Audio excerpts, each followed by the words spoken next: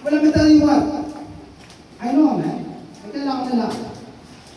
May kailangan ko lalaki na halos lahat ng ina-expect ng society na magkaroon ng isang lalaki ay halos lahat meron siya.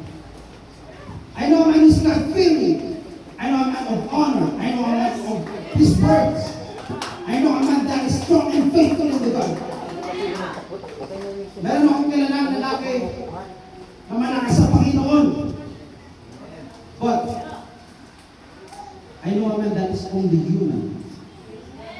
May kilala akong lalaki na tao ng Diyos. Minsan, apak siya sa pulpito. Harap siya sa pulpito. Mag-preach siya. Sabihin niya sa likha ng Panginoon. Napakalakas ng revival. Napupuspos yung mga kapatiran. A man that is God-fearing. But also human. Sa likod ng kalakasan, nakikita ko siyang tumiyak.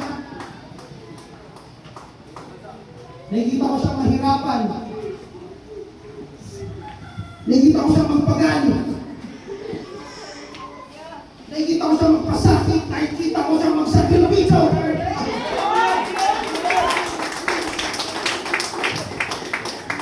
Minsan naaalala ko, gumigising ako ng madaling araw dahil may malakas na iyak.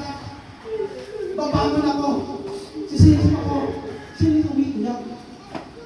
And behold that man that labors for your soul. Behold, basta niyo yung lalaki nagpapagal para sa kaluluwa niyo. Yes, Lord.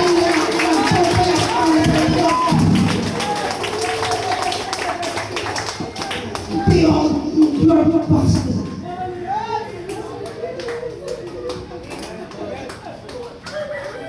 This man na kilala ko, sa dami ng pinagdaanan niya, sa dami ng pasakit, sa dami ng sakripisyo, sa dami ng ginawa niya para sa lahat, hindi siya nagiging na appreciation. He didn't ask even for a thank you. Hindi niya sinabi, bakit pwede i-appreciate nyo ako, baka pwede naman appreciate yung ginagawa ko sa inyo. Amen. Because appreciation is unspoken. Appreciation is the unspoken people of man.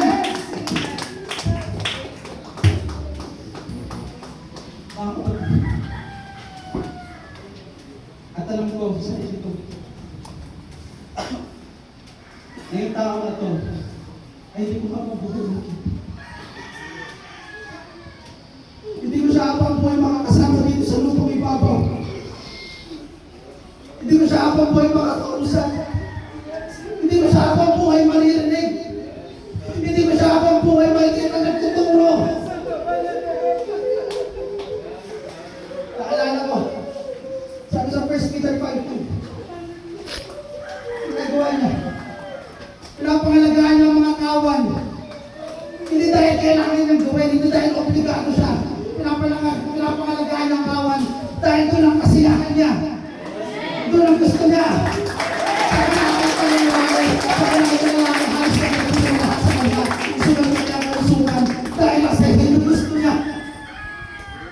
Hindi dahil sa obligado siya. Sabi sa Ecclesiastes 9:5, for the living know that they will die, but the dead, they know nothing. There will be further no reward. Sa mga patay na, wala nang further reward. Ibigay nyo lahat. Ibigay nyo lahat ng pagmamahal nyo. Ang gagawin pa. Ang Praise the Lord.